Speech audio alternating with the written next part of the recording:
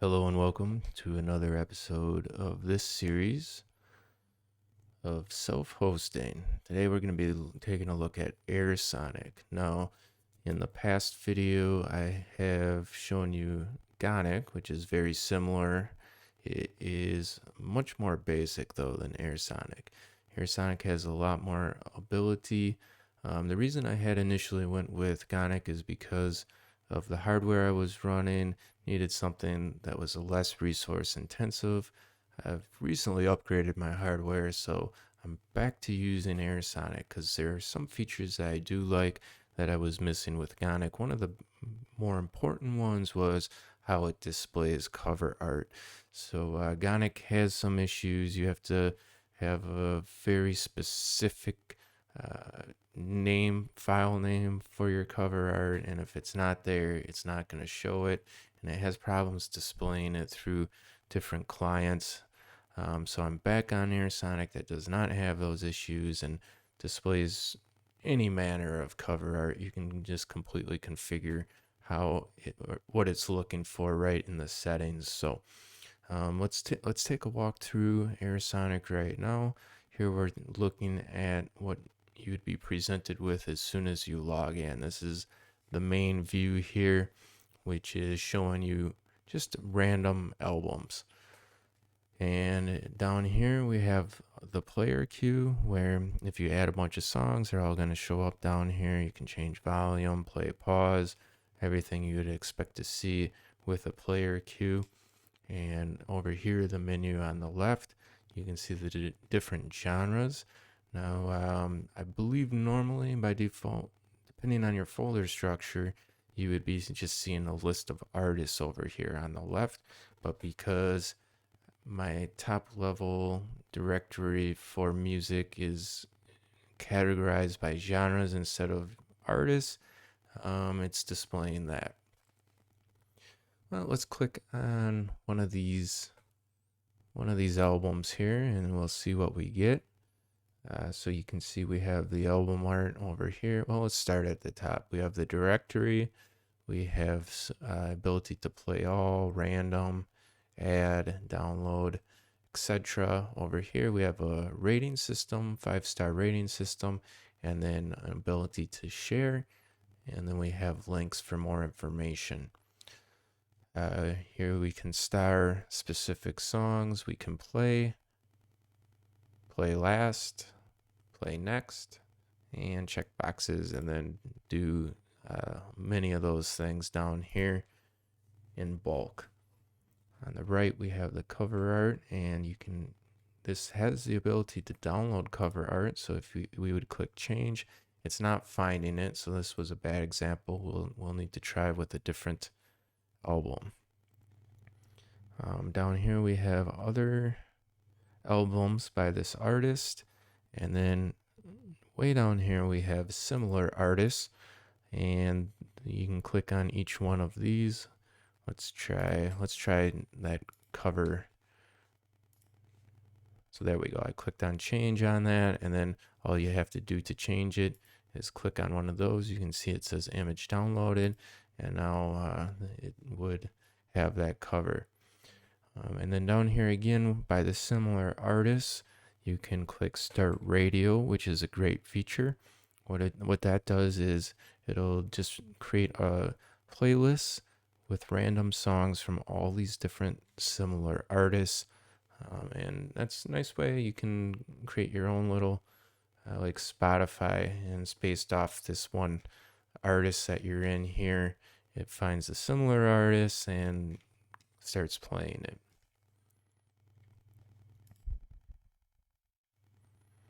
So up on the top here, back at the main view, you can go by recently added, starred, top rated, most played, recently played, by decade, by genre, all. So you can see all the different ways you can sort your albums here.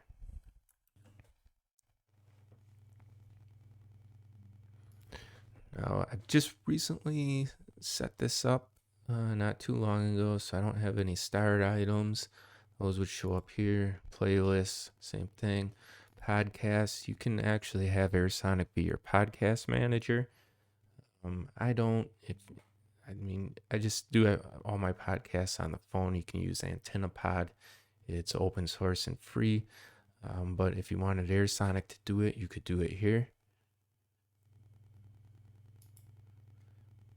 And we'll go through some of these settings. So settings, media folders. What we have is the directory. It scans for media. This slash music is volume mapped in Docker to the folder that I actually have the music in. And then you can add more media folders because Airsonic actually can play video as well and transcode video. So you can add like a video folder. You can, share these folders out by however you want. And then you can even manage user access to each folder specifically. You have exclude patterns, and you can set when it scans for new media. You can just manually scan for media.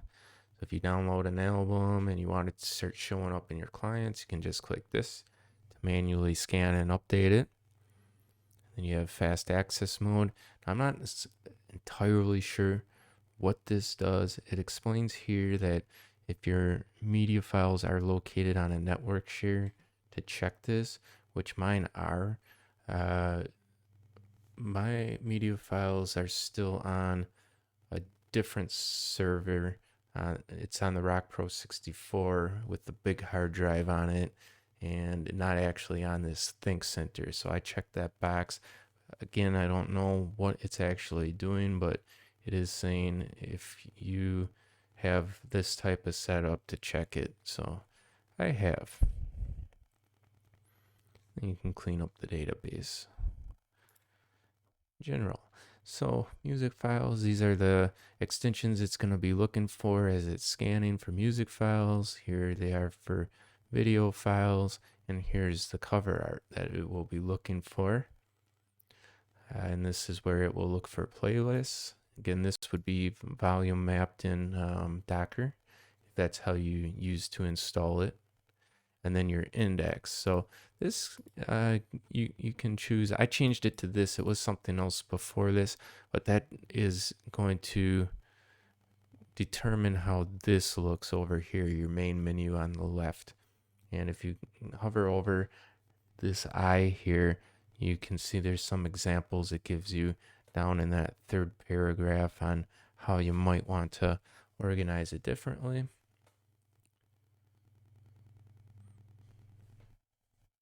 That's worth mentioning. If something, as you look through all these settings, isn't apparently obvious, they have these little notification bubbles or information bubbles that describe what the setting actually does.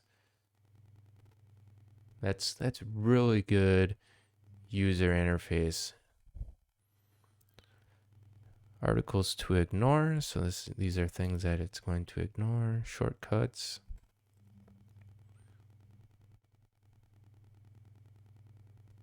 You can see what that does. Default language, default theme. So yeah, there's quite a lot of different themes in here. Let's take a look at, let's try Pink Panther. And we will need to refresh. There you go, there's Pink Panther.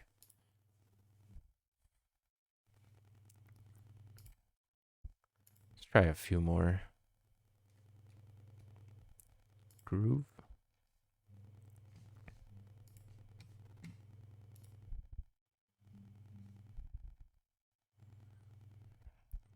There's Groove.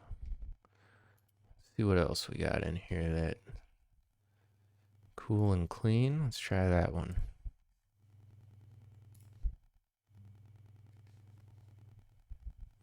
Yes, you can change how it looks.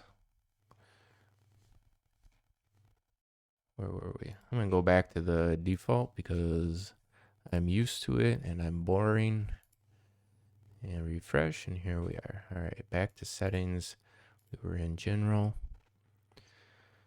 And here you can check the sort albums by year, show getting started on startup. You can set a welcome title, subtitle, message, and login message.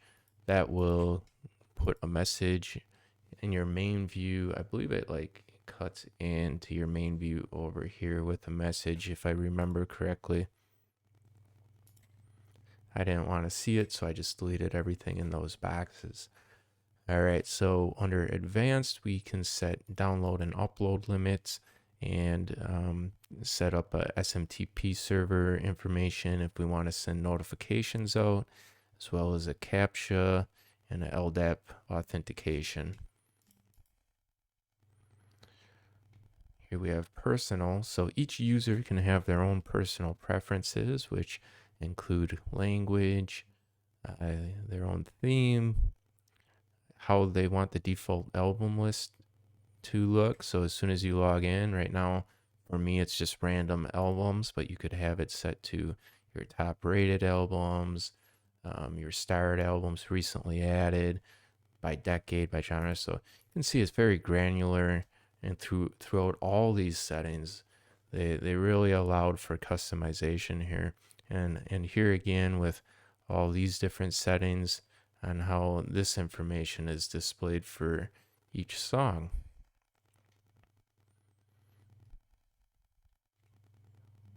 So we're not going to go through all of these things. You can see it's very customizable though. You can scrabble to Last FM and Listen Brains.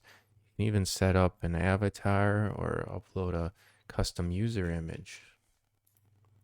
So let's move on to users. This is where you manage your users. So you can create a new one, edit an existing one, and then these are the different permissions you can give to each user. You can set what directories they have access to, their max bit rate, and then just their general information here. Here we have players.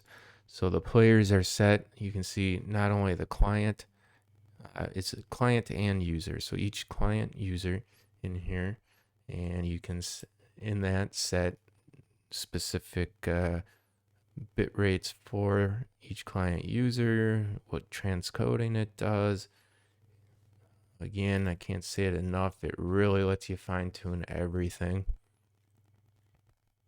Shared media, I don't use this, but there is a sharing system that you can share media between the different users. And I'm assuming this is where all your shared files would show up. You can see based on these headings, it looks like you can see how many people have visited your shares, when it expires, and you can just manage all your shares here. DLNA, you can start a DLNA server here. It's also compatible with Sonos. And here you have transcoding. So if you are on a bad connection, like you have a bad mobile data connection, it will transcode it. So it may not sound as good, but at least you'll still be able to listen to it. And internet TV and radio. So I have tried to do this. Right here, you just name it. You set a stream URL. You can put the home page in if you want. Now I tried to, all right, this interlocan stream, I've tried to put this in here, listen online. Right here, this link, you can see down here is linked to an MP3, which is being streamed. I copy that, I put it in here, I tried to play it through Airsonic, it errors out. I've not looked into the error or how to possibly fix it, but it would be great if that worked. The one time I tried it, it didn't work as expected. I got an error, so if you know why that might be, leave a comment down below. Otherwise, I'll just have to take a look into what the error actually said and see if there's some kind of solution for it. And then here we have podcasts.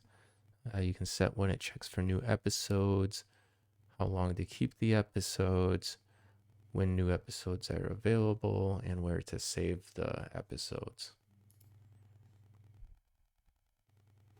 Database, I'm not sure what this is. Different. There's a link here you could click on to find more information on it. Not entirely sure what this changes. Let's see what this says.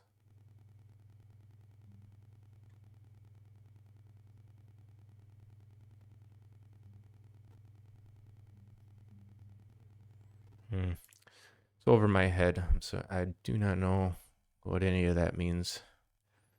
All right, so let's see what else we have here. Status. We have some graphs down here that we have bandwidth and how much use. We have users here and the bandwidth. Then here we have up here we have the client and the user. So this is actually Firefox. That's this client here. If I had my phone streaming music right now, then it would show up ultrasonic here and it would show the bit rate. So I'm not actually playing anything right now. So there's nothing there, but that you could see any live sessions going through right here.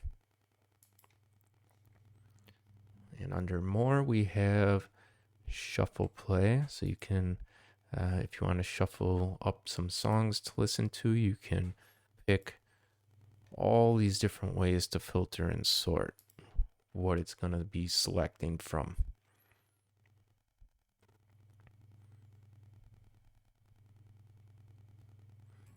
Airsonic apps. This link, I'm sure, will give you a list of different clients you can use to connect to Airsonic here.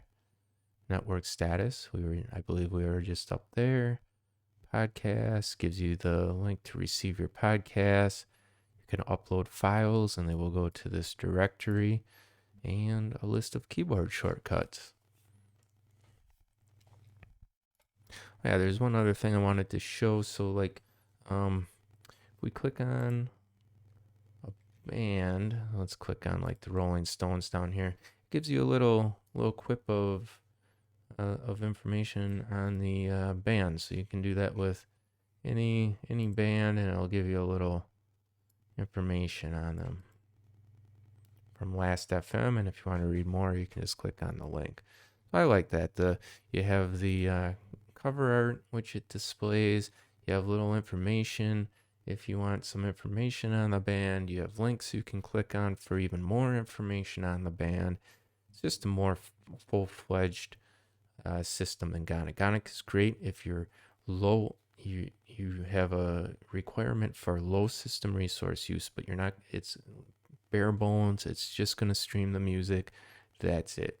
This has a few more things: the cover art, the information, the ability for a rating system to play podcasts. It does video too, so it actually does video as well and transcodes video. I've not really used it that much. There are a few music videos that it picked up from the music directory that it was scanning, and I've tried it and it works. I don't know if you'd want to play a movie through it. I've not tried that, but for what I've tried, it had worked. So yeah, it's pretty good. And then this is normally the part of the video where I would go through installing it. But I believe our installation process through Docker is getting a little redundant. It's pretty much the same every time. You go to hub.docker.com, you change the different variables and the volumes to whatever, import to whatever you need it to be. You click the command, it's up and running. So we're not going to be going through that process going forward. If you need to see how that's done, you can always check my past videos, but we will be continuing to walk through these services. And if there is a service that is a little different in how it needs to be set up or installed, then I'll most definitely will be going through that process.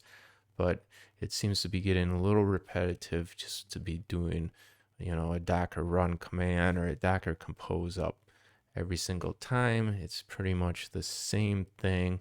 And so unless there is like a one-off scenario, we won't be doing that any longer going forward. Well, I thank you for watching this video, and I will see you in the next one.